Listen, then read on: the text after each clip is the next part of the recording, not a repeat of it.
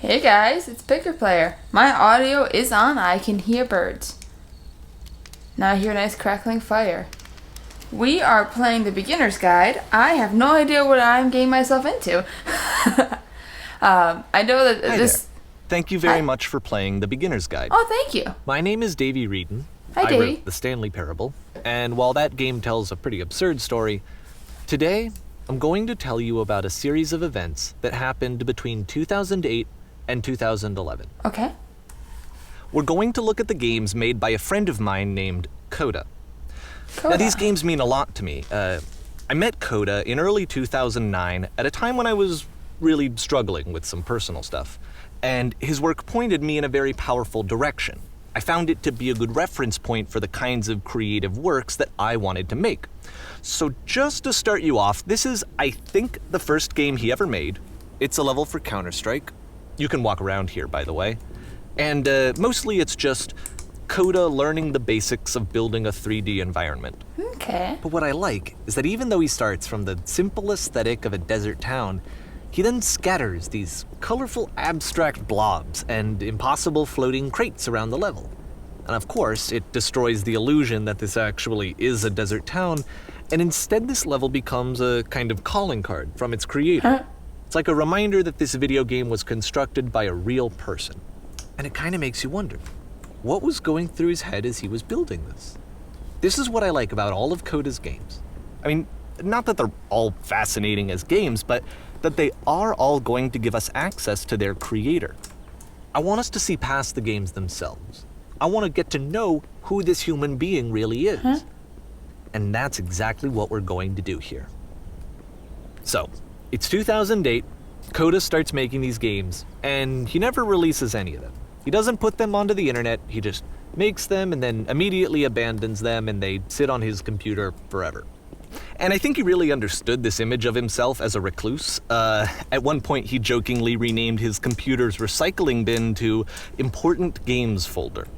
So, you know, this was just how he worked. He tended to crank them out one after the other without even really pausing to try to understand what he had just made, until suddenly one day, he just stopped.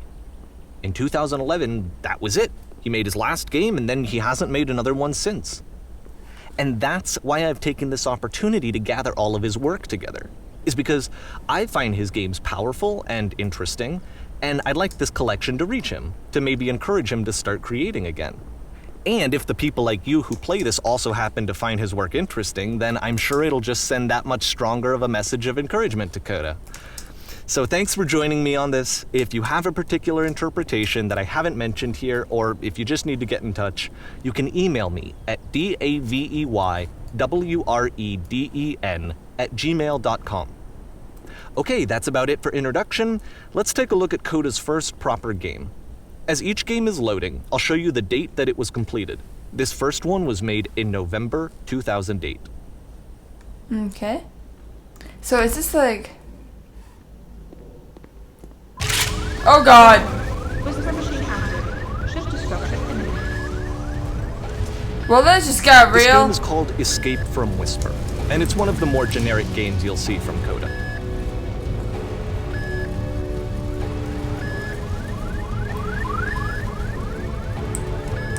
Why do I have a gun?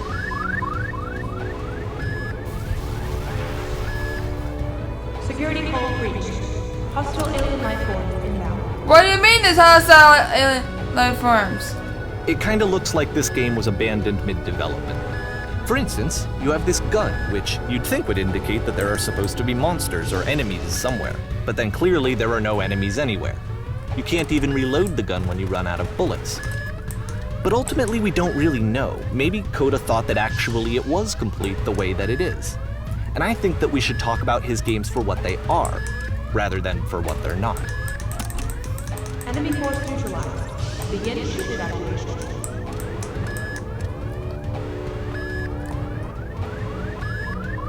I love how you can see the bottom of the universe from this room. Huh.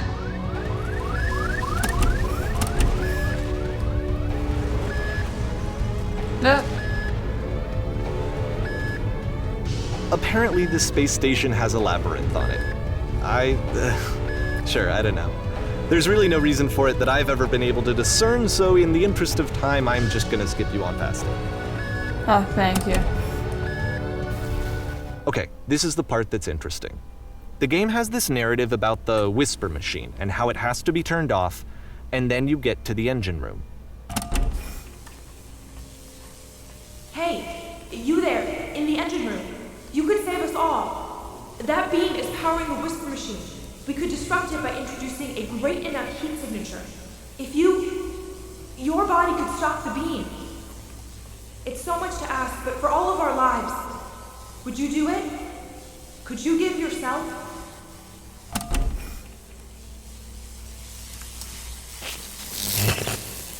Let me pause here for a second.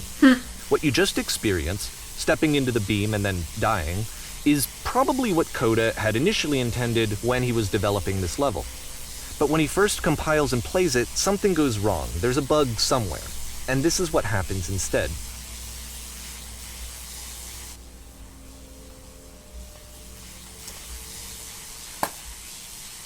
Oh, ha, ha. Ooh. The beam causes you to start floating. And this is an important moment for him.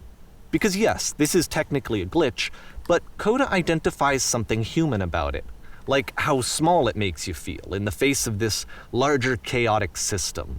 Or this floating could be the afterlife, a peaceful place, juxtaposed against all of the hysteria that you've just had to traverse. I don't even know. I have no idea what he was thinking, but what's clear is that after making this, something lodges itself in his brain.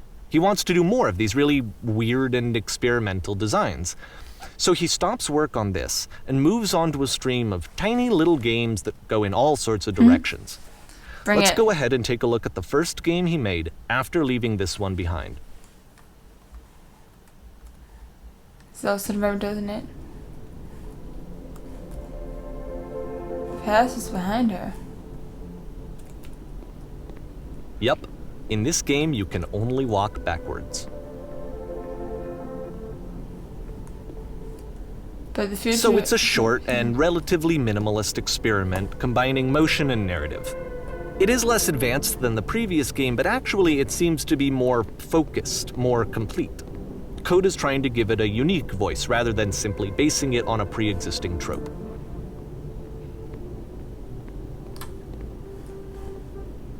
But the future is always behind her.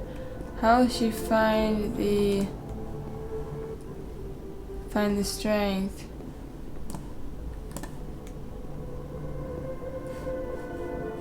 Confront it. It's a short little thought, it says what it wants to say, and then it ends. Didn't need anything more than that.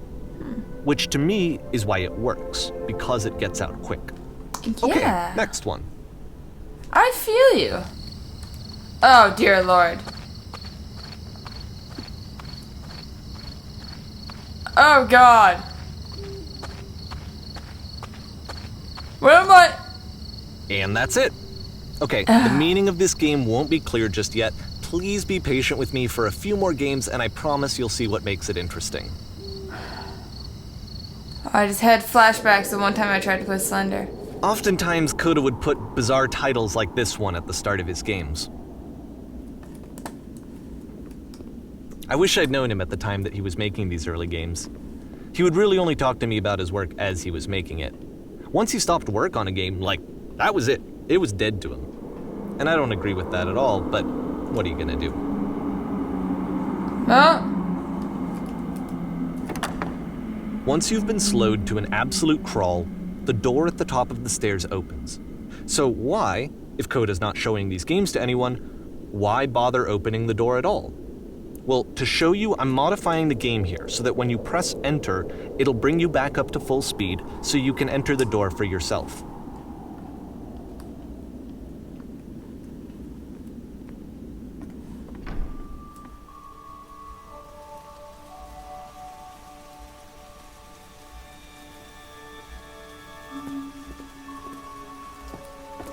Oh. A room that's warm and nice and filled with little ideas for games.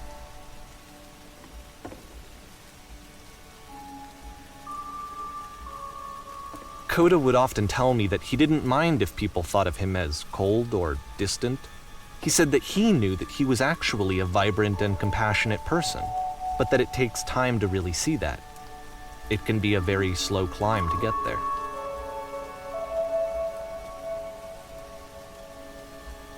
What? Sharks are trying to eat you simultaneously. I was reading that you're trying to eat the sharks. What? Ready, set, fish. Am I gonna go fishing? It doesn't look like fishing. Oh, I mean, where are we?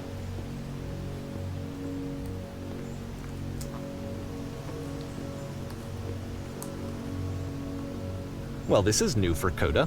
It's an actual puzzle. Go ahead and see if you can solve it.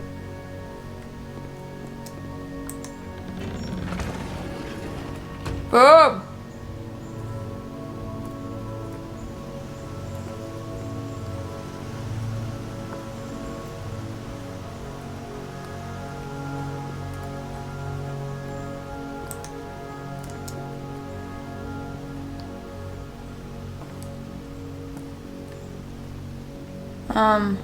Right now.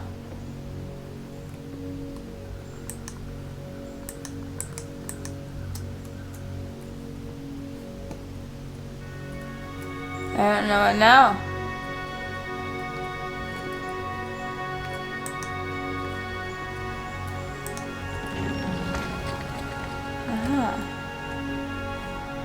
Oh no! Oh. Don't forget that solution, because we're going to see this puzzle again soon. We're gonna see it a lot. Okay.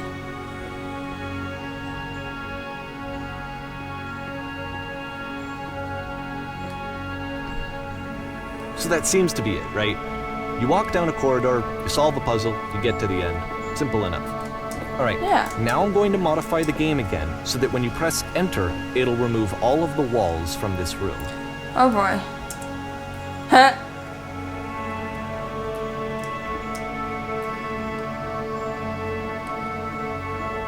So he built a lot How more. about that? There was more to it than we had any way of knowing. I actually find it funny that this game comes after the Stairs game, since they essentially convey the opposite idea. So, in the Stairs game, a dull exterior concealed a rich interior. And then, in this level, a dull interior hides this fantastic outer world.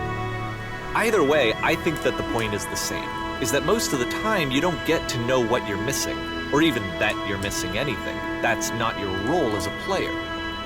So if your role here is not to understand, then what is it? Oh, this game's making me think, dog.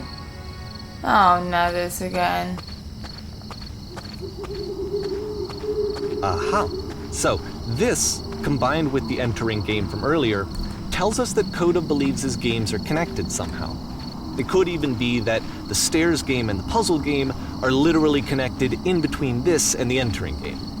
There's a bigger picture that all of his games are meant to play a role in, some larger meaning that we won't be able to grasp until we've seen all of them. And once we have, we can step back and start to understand what exactly that bigger picture is. Okay. Okay, at first I wasn't sure this was like legitimately like just little baby games that someone had done, but this actually sounds like there's a purpose behind all this. Okay. Oh boy.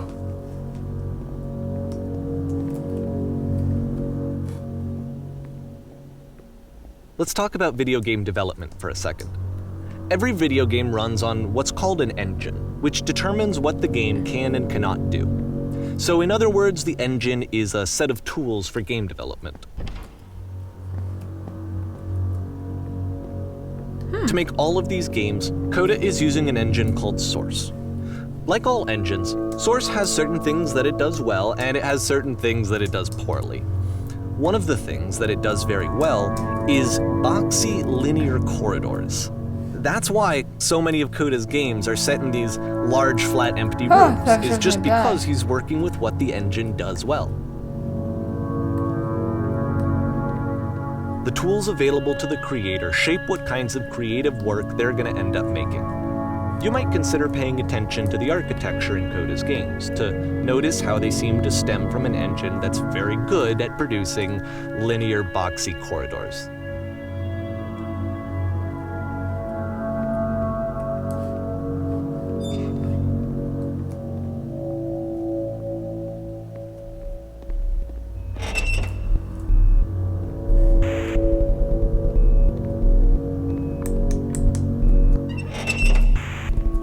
Okay. Okay. What's going on?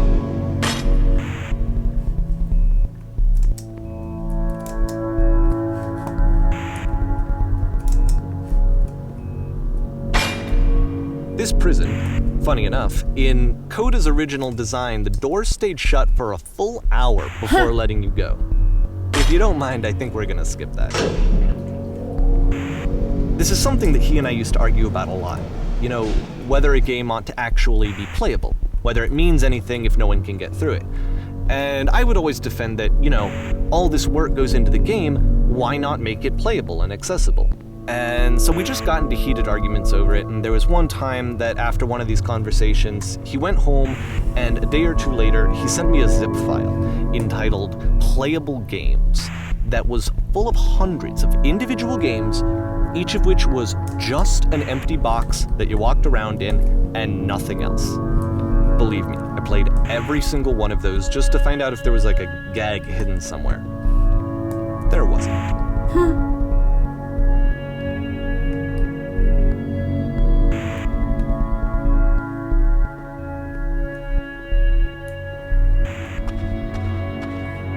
Well, this looks nice. It's the puzzle again, with the exact same solution as the last time. Oh! There's still no clear indication of what makes this puzzle so special that Coda is going to return to it over and over. But I promise I'll share with you my interpretation very shortly.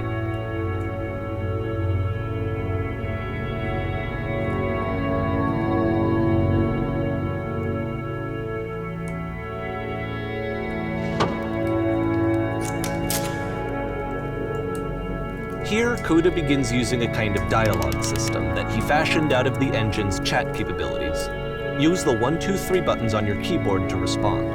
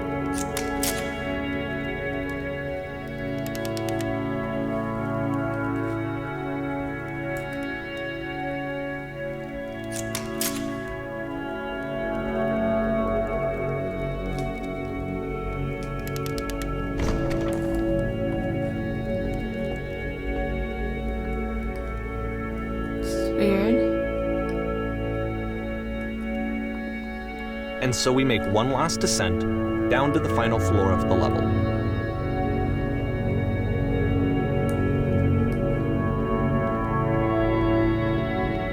This is black space.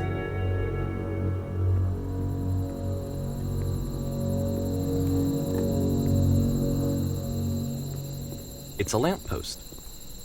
Okay, I can't tell you quite why, but for some reason, Coda fixates on this lamppost. It's going to appear at the end of every single one of his games from here on out. I'll tell you what I think.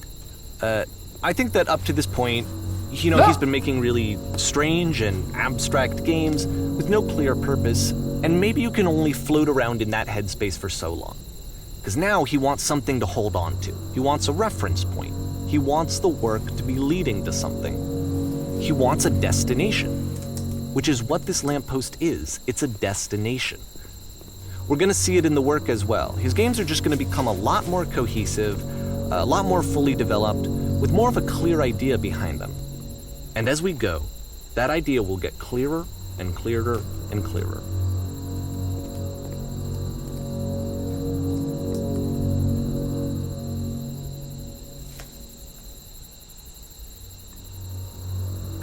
Okay, so we're going to April. This game is connected to the internet. Okay, as you walk around, you can leave notes.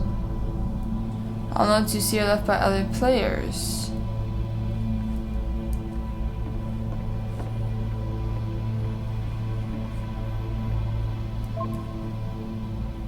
Huh. So first off, I'm sure you can deduce this, but this game is not connected to the internet. All of the notes that you're gonna see have been written by Coda. This was actually the first game of his that I ever played. This was shortly after I met him at a weekend game jam in Sacramento, where I grew up.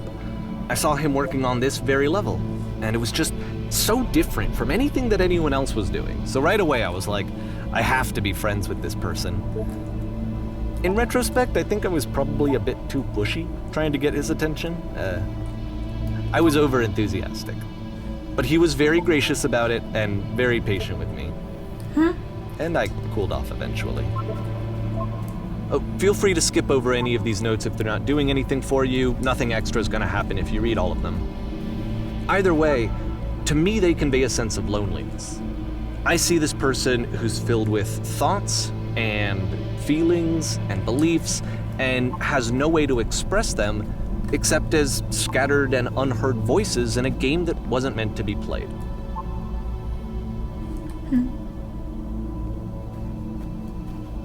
But it's ironic, isn't it, that in playing this game and seeing how alone Coda often felt, that we get to know him better and actually kind of connect with him. And I have to be honest with you, this idea is really seductive to me, that I could just play someone's game and see the voices in their head and get to know them better and have to do less of the messy in-person socializing. I could just get to know you through your work. I think this is why I always liked Coda's games so much, is because it felt like they let me have that connection. I felt as though he was inviting me personally into his world. And then I feel less lonely too. Let's get them all At the end of this level, we're going to see the puzzle again. And here, I'll tell you what I think the puzzle means. Each of these games represents an idea that was on Coda's mind at the time that he was making it. And the puzzle is a way of closing the door on a previous chapter of his life before moving on to the next one. In each of his games, after exploring a theme that, he might find difficult, Coda can then place this puzzle that he knows has a reliable solution, he understands exactly how it works, and so it gives him a simple mechanism for moving on.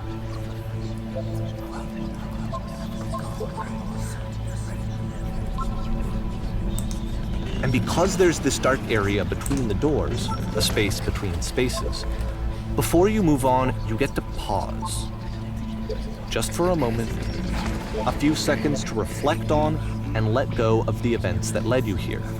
To step back and connect the pieces together. To grasp at that elusive bigger picture.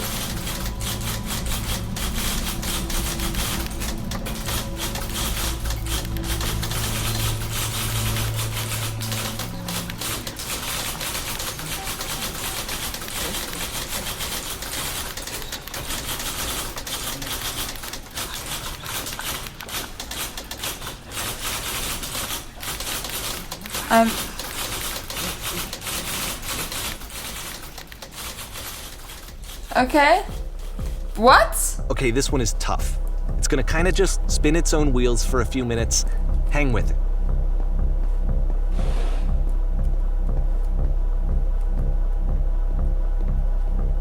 Porn stars die too.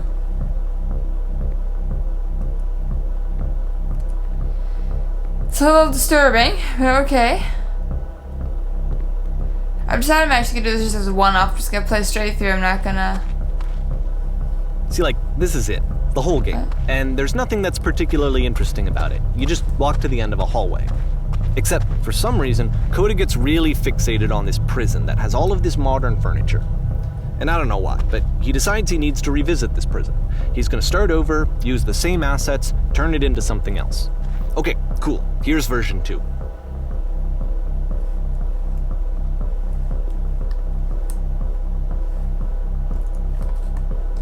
Alright, giant hole in the ground. That's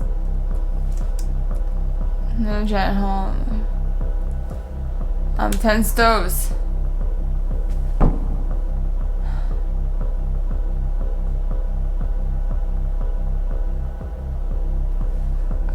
Skylight.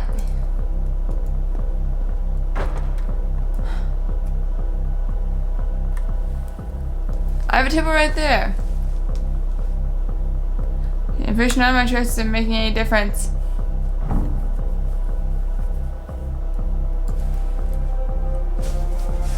What?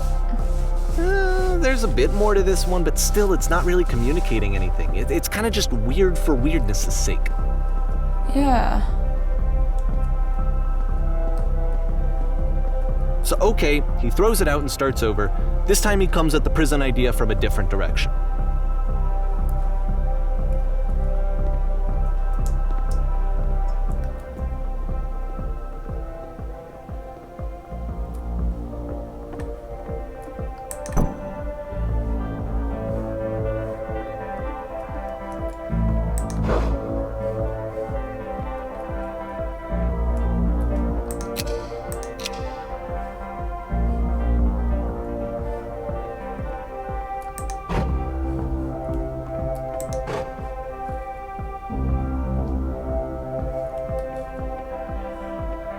Oh boy, so do you remember all that?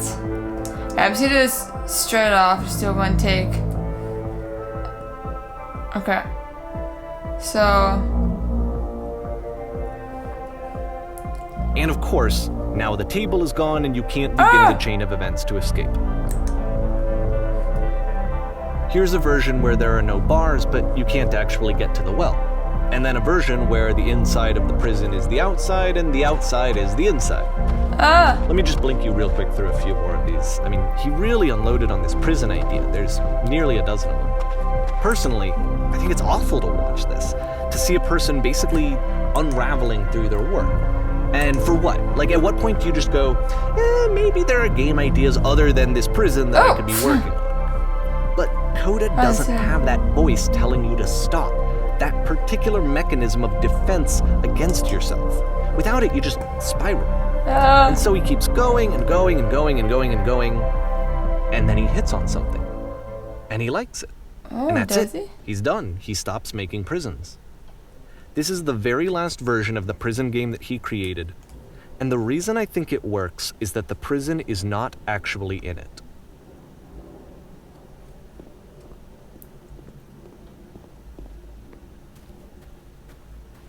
Okay.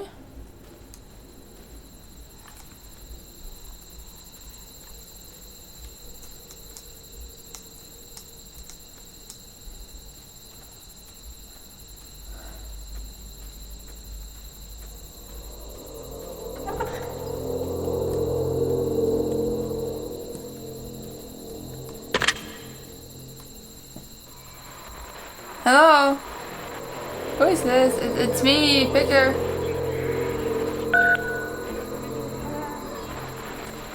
Yeah, I'm you.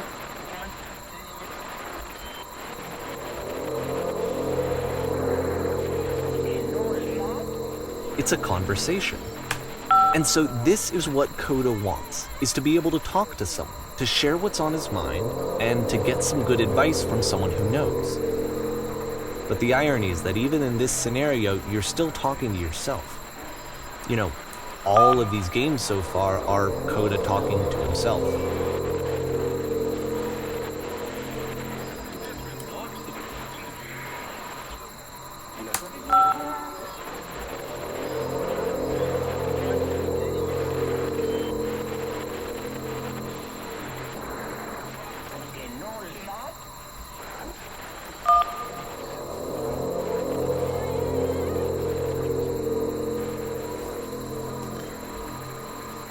Oh yes.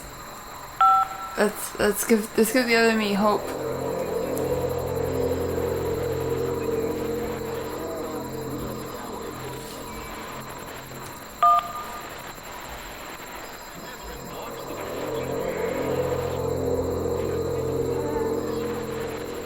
I don't know. Yeah.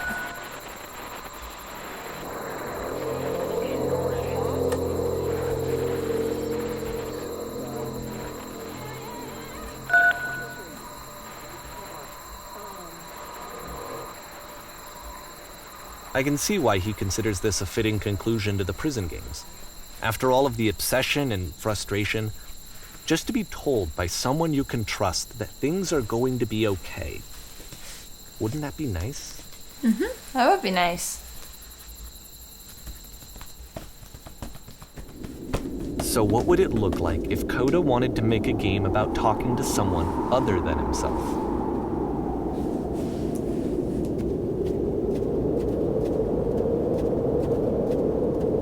To me, this environment is meant to represent Coda's puzzle, with the two doors on either side and a dark transitional space between.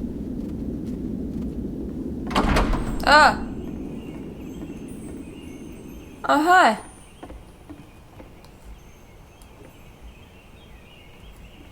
You can help.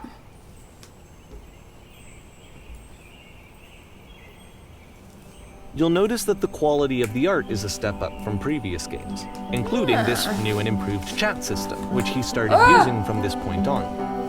From here on out, he begins putting much more effort into the visual polish of his work, and this particular game took 2 months to create as a result. Into the bedroom. Where's the bedroom?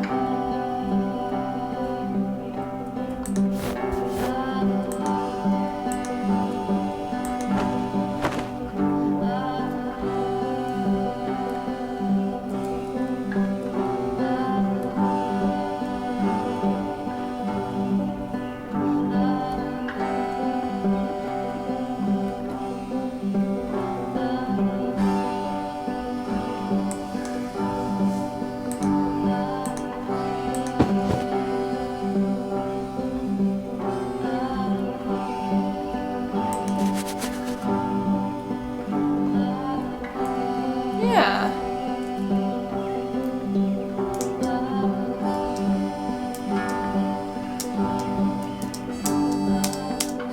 No? No, tell me. I want to know now. Tell me.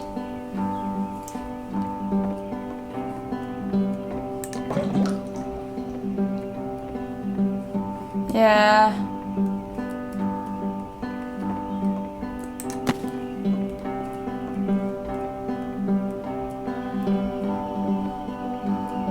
Wait.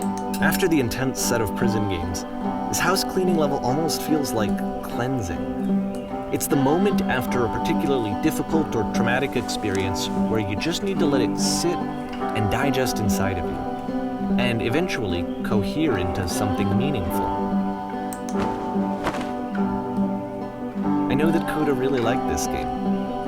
Of all of his work, actually, this was the only one that he called me up to ask me to come over and look at it. This was during a period of a few months where he was like grossly happy all the time, just walked around with a constant smile on his face.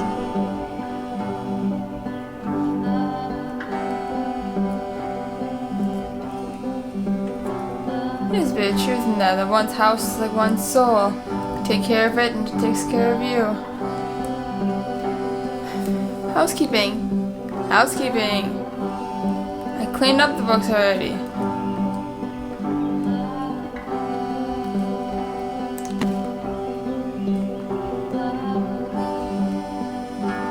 I'm glad he made this. I'm glad he found some peace.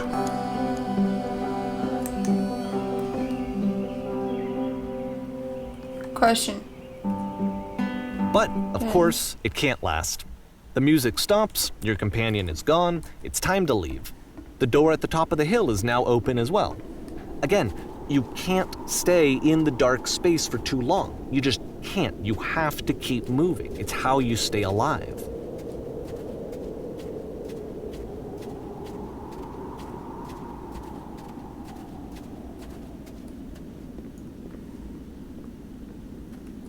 Lamppost. Which is the whole point of the puzzle doors, right?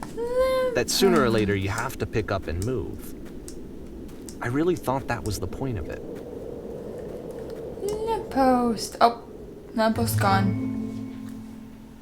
This one gets a bit goofy.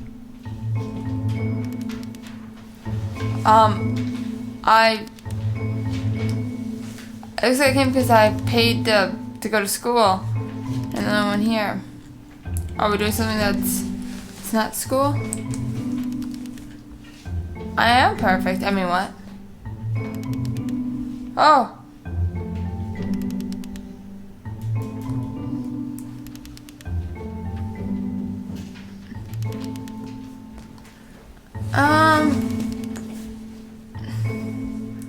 It's deep thought. Oh gosh, look at the ceiling. My mouse moved. Okay, maybe that person. Oh gosh.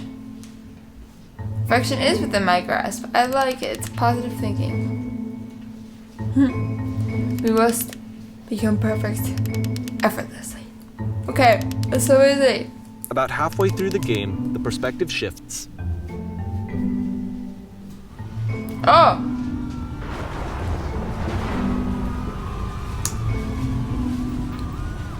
What's that? And you play as the teacher. And suddenly, you discover that your teacher is just as bigoted and afraid as you are. Oh, and also you can move around the classroom now. Oh.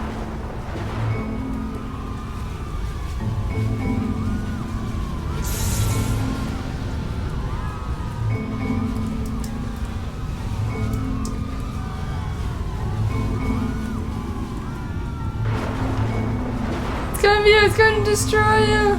I felt pretty hard for this one. I feel like it's one of the most relatable experiences that you can have. To assume that some other person is perfect and totally fulfilled in every way, and completely miss all of the little flaws that make them painfully human.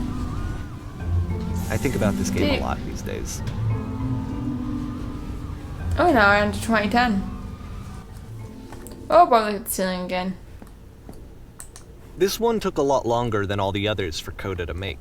It was 4 months between this and the last one. That's twice as long as it took him to make any other game before this, and it's not like it's particularly complex, so I remember I found that a little strange at the time.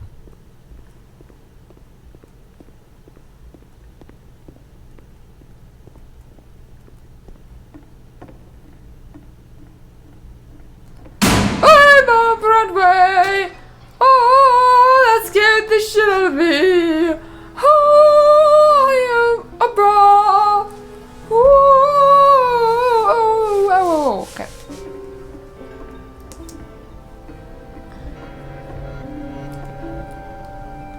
Okay. Professional photographer of animals is a dream to photo. Okay.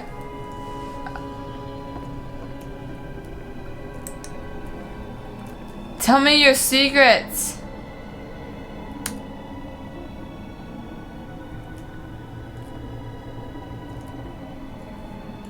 You didn't give me an option to. Okay. Give me the option to have an actual conversation with her.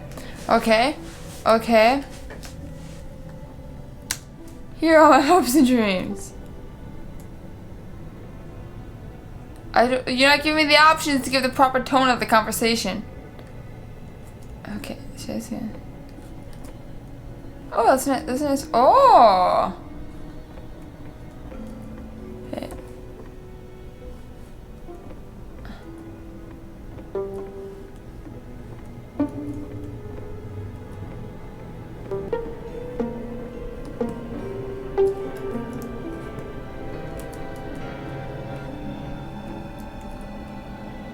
How is it?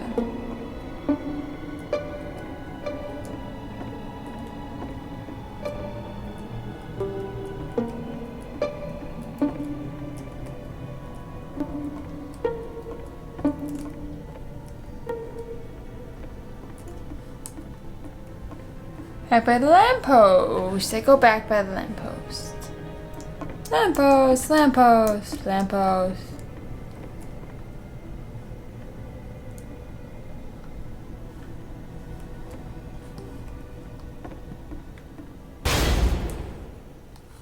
What? Why? Did you not like my acting? I thought my acting was very good. Do you want me to go down here? The game ends with this eerie premonition of what's going to happen next in Koda's life.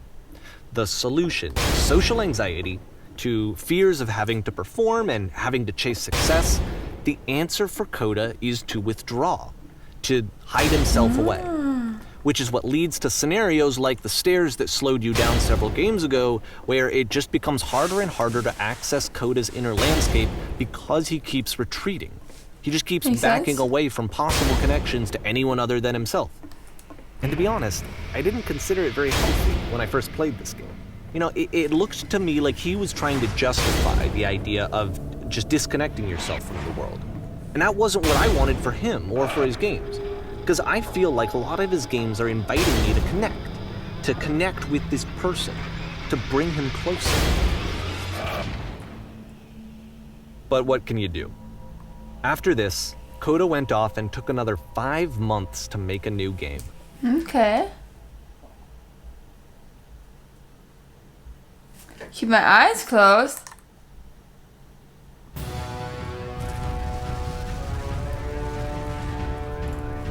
Help,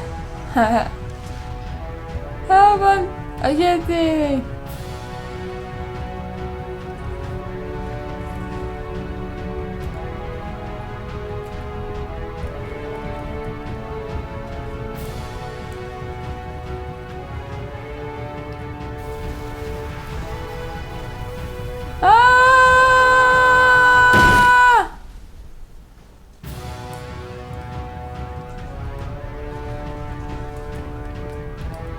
You should probably open your eyes if you haven't already. It's pretty much impossible to solve otherwise. And there is a solution, by the way.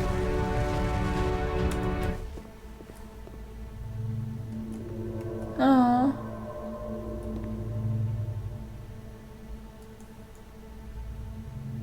Like I said, I was getting concerned. First off, he's never been this explicit in his work about exactly what he's thinking. So where's that coming from? But then even weirder, his work has potentially stopped being an outlet for him. Not like he's having trouble iterating on ideas, but he literally just can't think of new ideas anymore. And in person, he was being a lot more distant than usual. Like, you know how sometimes a person will just deflect anything that you say in order to keep themselves disconnected all the time? It was that kind of thing. Here was the point in my relationship with Koda where I really started to wonder if he needed my help in some way. His games are going to get more desperate from here on out. After this game, it's almost 6 months before he finishes something new.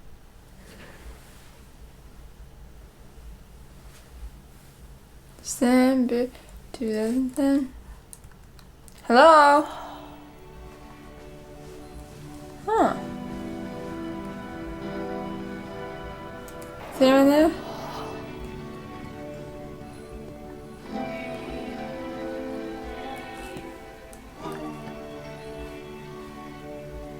Who's there? I do look lost because, wait.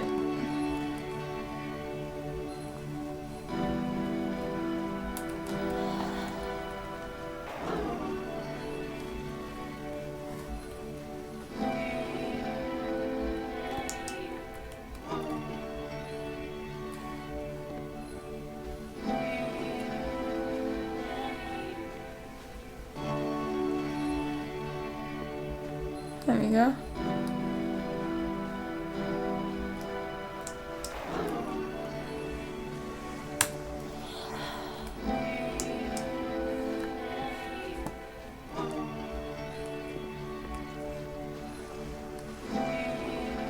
Am I looking for a machine? I don't know what I'm looking for.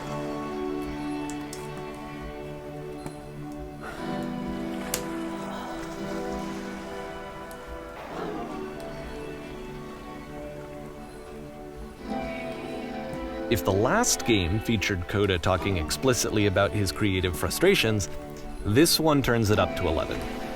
Now, put yourself in my shoes playing this. Here's a friend whose work is exhibiting signs of struggle, frustration, anxiety, depression, even. And yet, still, he keeps making games. He keeps throwing himself into the grinder even when he clearly doesn't have the energy for it anymore. Why? What is it for? Because from my perspective at the time, and just what I knew of him, This was a result of how isolated he was. He was in his own little bubble, just sitting at his computer all day, not really showing these games to anyone, not releasing them onto the internet, and so he didn't have anyone outside of himself to connect with.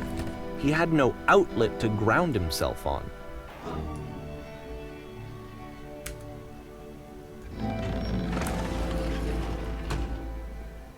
You can't talk yourself out of loneliness.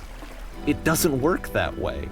You can't be the one writing both the questions and the answers. Then there's no movement. Then there's no circulation. If all of your anxieties are being channeled into your work, then if the work ever fails, you have no backup and you're just going to crash.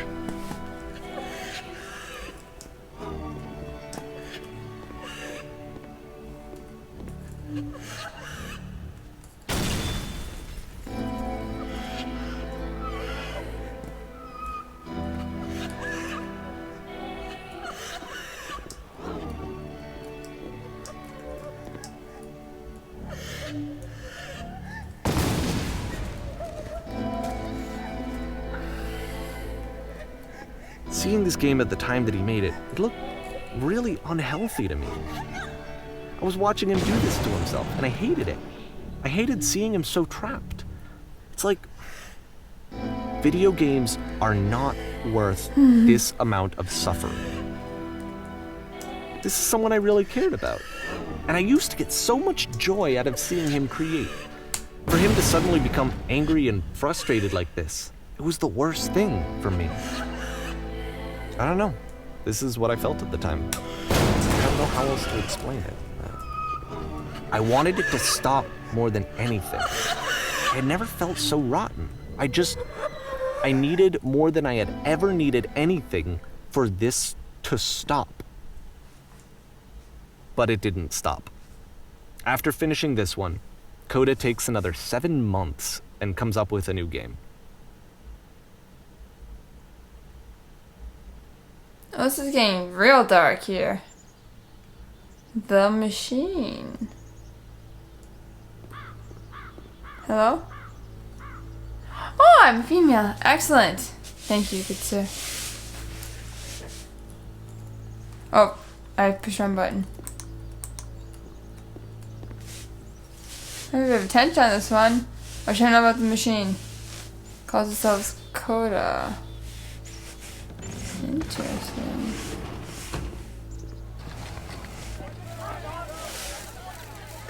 Ba ba ba ba ba ba ba ba ba ba. Hello. And of course, it's the machine.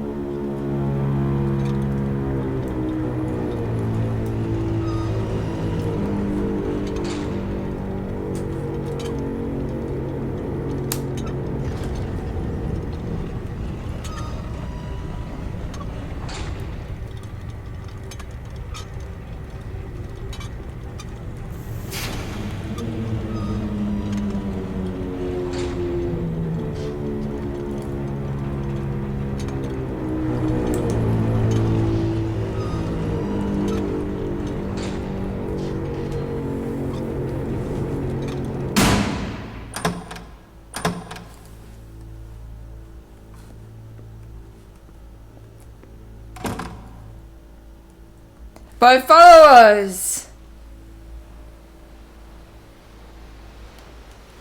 It falls on me to deliver bad news. The machine refuses to admit that it deliberately hurt us. But that is not important. We are stronger than it thinks we are. Let us pay it retribution! Follow me! We will destroy the machine! Did I get Mars at it?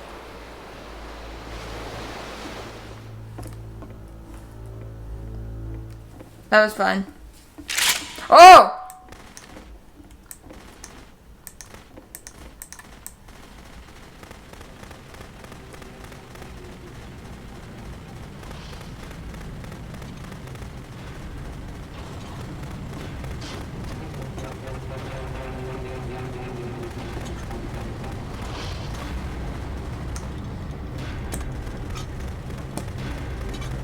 So now the work is becoming self-destructive. And I'll tell you, at the time that I first played this game, shortly after he made it, here's what I'm thinking to myself. I'm thinking that Code is stuck in his own head, and that it's having a very negative effect on him, and that all he needs to do is just start showing his work to people, to get some actual feedback on his games.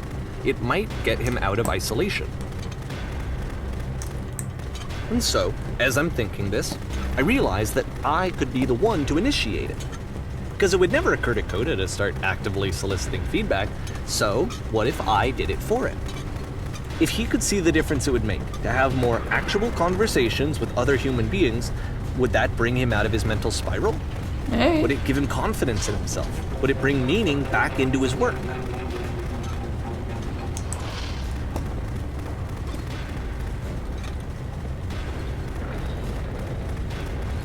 This is trippy, man.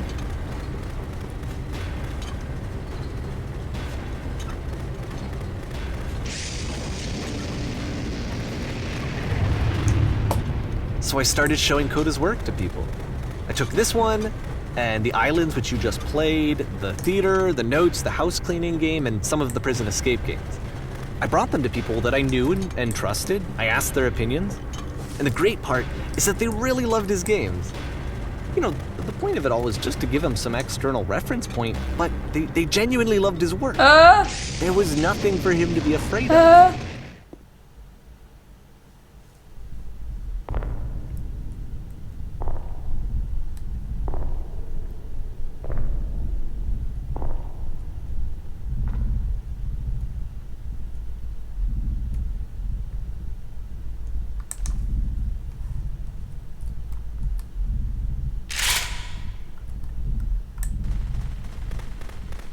Can you see why I felt like this was the right thing to do? Because it's the thing that I always feel like I need, to be told that my work is good, that I am good. When someone really connects with a thing that I've made, when they see themselves purely in my work, there's nothing that feels better. And I got to give that very same feeling to my friend. I did something, I really felt like I'd done something good, like I was a good person. I felt like there was a friend who was in trouble and was unhappy and maybe didn't like themselves, and I could fix it. If I could give him this gift, maybe I could fix the problem. When they told me how much they enjoyed his games, it was the best feeling. It was the absolute best feeling. It made me feel so happy. So beautifully, beautifully happy.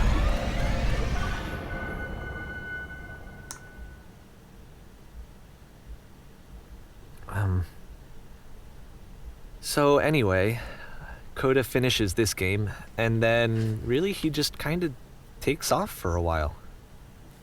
So this is June of 2011, and I didn't hear anything from him for several weeks, I guess. And so out of nowhere, one day I get an email, and it's got a private link to a new game of Coda's. This one is called The Tower, and to my knowledge, it's the last game that Coda ever made. So let's take a look.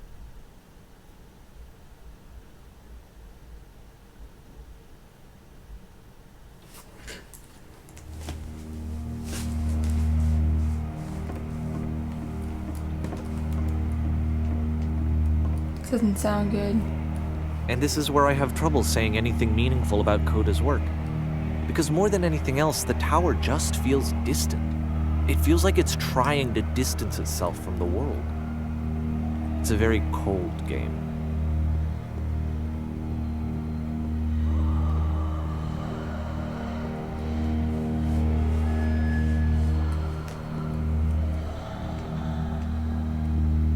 This room actually has a maze in it. Except that all the walls of the maze are invisible. And then every time you touch one of the walls, there's this awful flashing and noise. So the experience is really miserable. The game goes beyond not being meant to be played. It actually seems to despise the player for trying to play it at all. But I do want to show you the rest of the levels, so when you're ready to continue, press enter and I'll put a bridge over the maze. Thank you.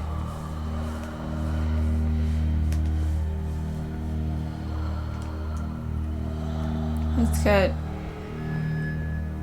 Definitely got dark.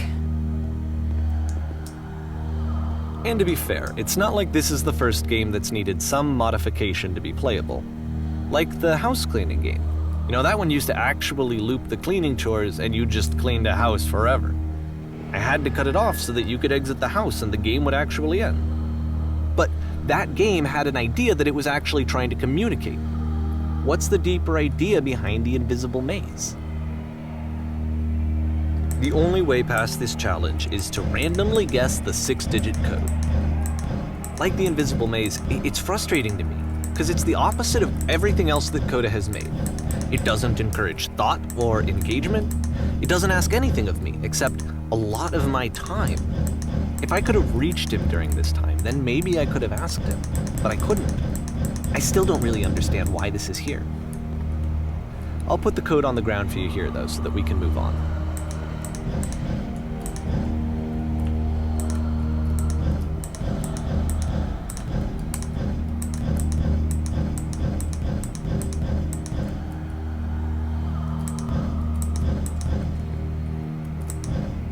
No!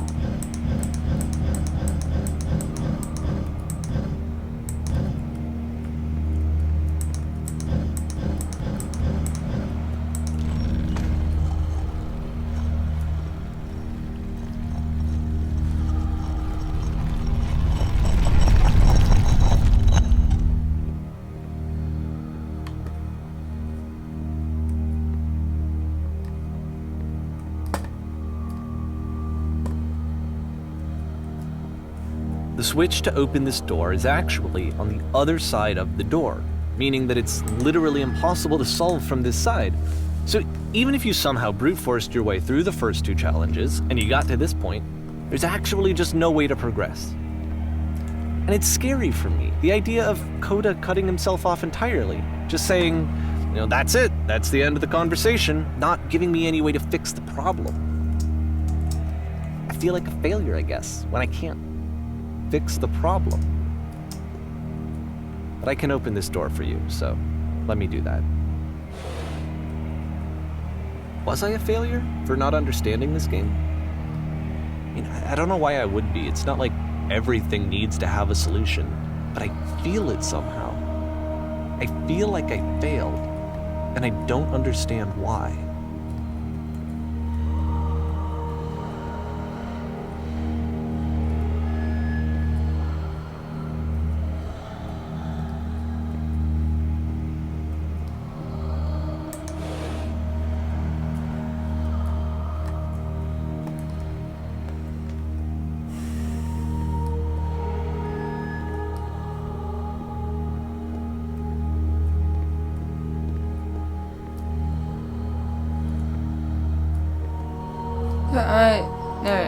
No. I remember, it's June of 2011. I'm playing this for the very first time. And as I'm playing, I'm thinking to myself, I don't know this person. I have no idea who this person is.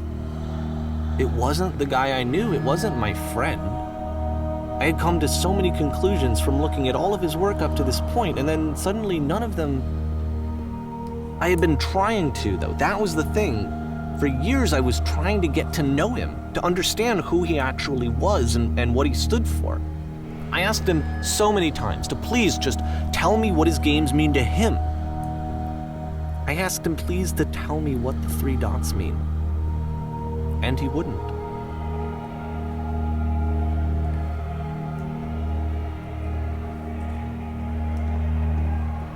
I just felt so strongly that if I could have connected with him, that if I could have somehow made his work my own, that I would finally be once and for all happy.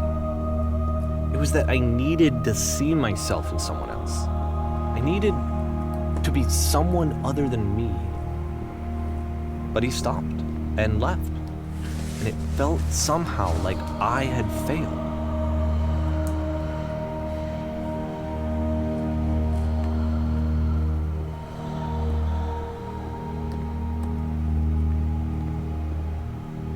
Where did I screw up?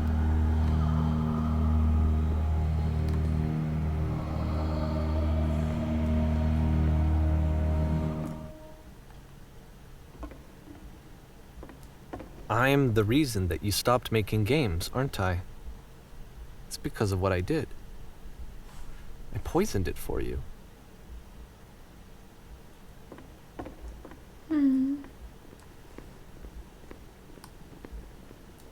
I don't think I ever told you this, but when I took your work and I was showing it to people, it actually felt... it felt as though I were responsible for something important and valuable.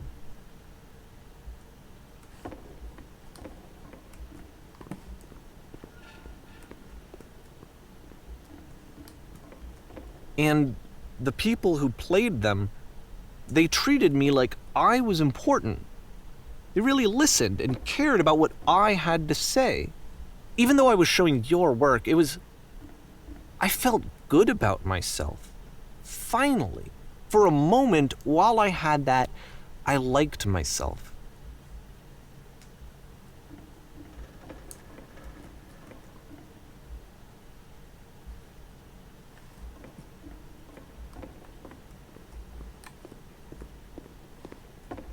And then you stopped, and I didn't have anything left to show people. I just had to be with myself. And as soon as that happened, there was no feeling at all. Nothing. Less than nothing. What does that mean?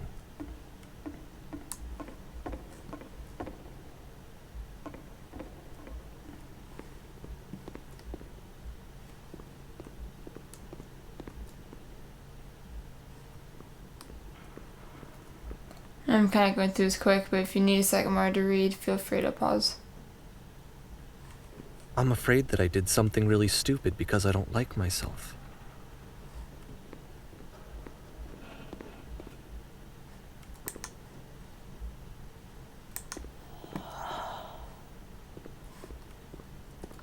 That's why I'm releasing this collection of your work, is because I haven't been able to find any other way to reach you. I've tried everything. And so a part of me has hope that if I put this compilation out into the world, and if I put my name on it, that maybe enough people will play it so that it'll find its way to you, so that I can tell you that I'm sorry. I know I screwed up. If I apologize to you truly and deeply, will you start making games again? Please, I need to feel okay with myself again. And I always felt okay as long as I had your work to see myself in. I mean, is something wrong with me? Because I know that I did an awful thing, and I'm doing it again right now. Like, I'm showing people your work, but I can't stop myself from doing it. That's how badly I need to feel something again, like I'm an addict. There has to be something wrong with me. Can I apologize? What if I tell you I was wrong? Will that work? Will that fix it? I don't know. I don't think it will, but there's nothing else that I can do. Just tell me what you want.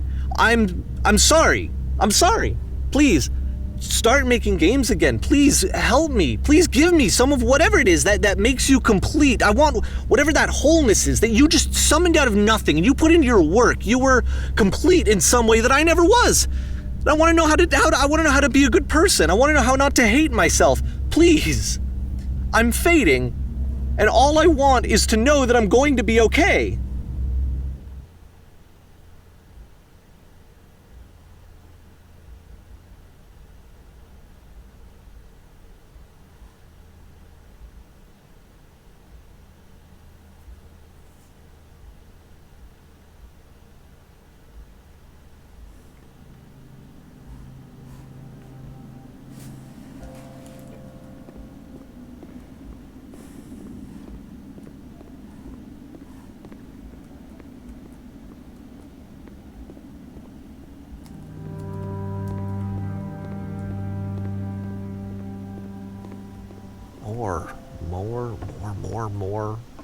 More love, more praise, more people telling me that I'm good.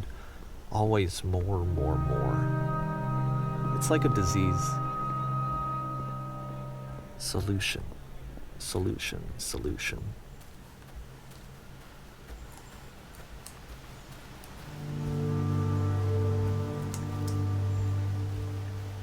I guess if someone had told me ahead of time that he just really enjoyed making prison games, maybe I wouldn't have thought he was so desperate.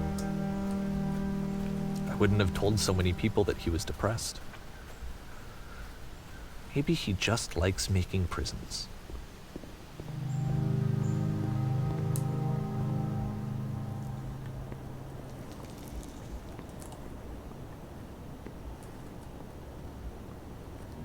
Even now, the disease is telling me to stop. Don't show people what a shitty person you are. They'll hate you.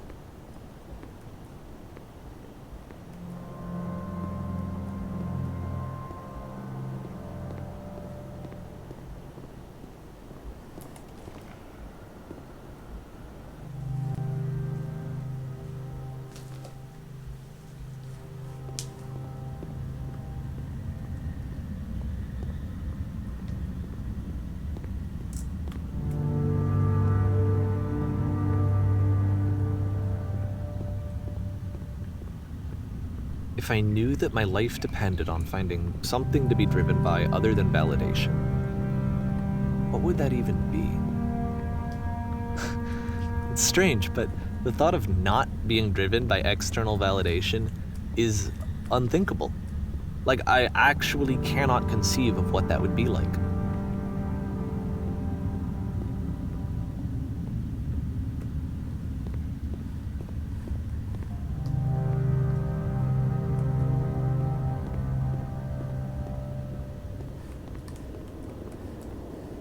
What now?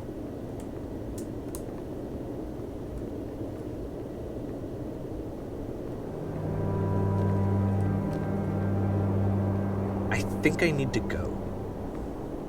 And I'm sorry, because I know that I said that I would be here and I would walk you through this, but I'm starting to feel like I have a lot of work to do. I have a lot that I need to make up for, and so I'm just gonna... Okay.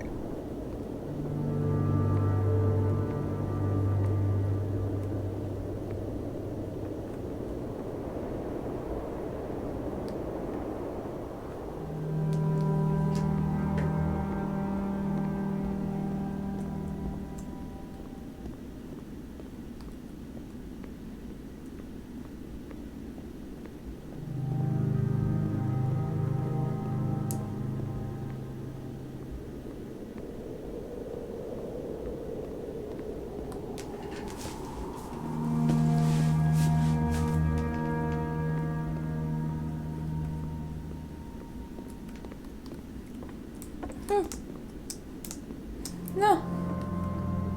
You don't want me down here.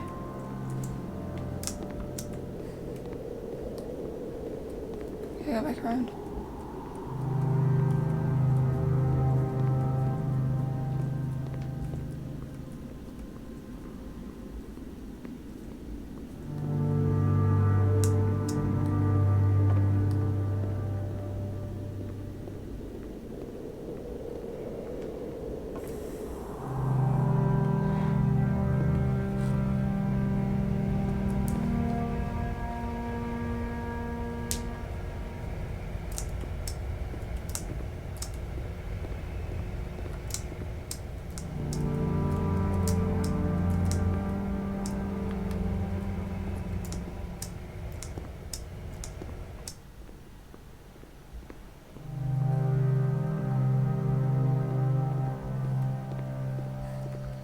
This is back where it started.